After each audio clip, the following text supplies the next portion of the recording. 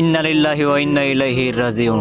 Guys, খুবই দুঃখের সাথে বলতে হচ্ছে যে আমাদের সবার প্রিয় টিম জব ব্রেকার্সের একজন প্লেয়ার জেবি চিতা অর্থাৎ সিয়াম, সে আর আমাদের মাঝে নাই। আসলে কথাটা শুনলেই জানি কিরকম লাগে যে আমাদের মাঝে কিছুদিন আগে টুর্নামেন্ট খেলছিল সেই মানুষটা এখন আমাদের মাঝে নাই। আল্লাহ তাকে জান্নাত নসিব করুক। আসলে গাইস, তার সমস্যা ছিল, তার ফুসফুসে পানি জমে গেছিল আর কিছুদিন আগে অপারেশনও হয়েছিল।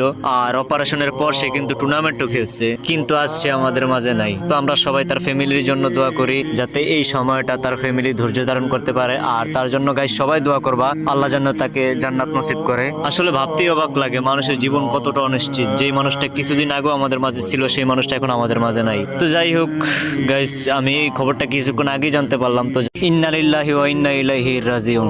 গাইস, খুবই দুঃখের সাথে বলতে হচ্ছে যে আমাদের সবার প্রিয় টিম জব ব্রেকার্সের একজন প্লেয়ার জেবি চিতা অর্থাৎ সিয়াম, সে আর আমাদের মাঝে নাই। আসলে কথাটা শুনলেই জানি কিরকম লাগে যে আমাদের মাঝে কিছুদিন আগে টুর্নামেন্ট খেলছিল সেই মানুষটা এখন আমাদের মাঝে নাই। আল্লাহ তাকে জান্নাত নসিব করুক। আসলে গাইস, তার সমস্যা ছিল, তার ফুসফুসে পানি জমে গেছিল আর কিছুদিন আগে অপারেশনও হয়েছিল।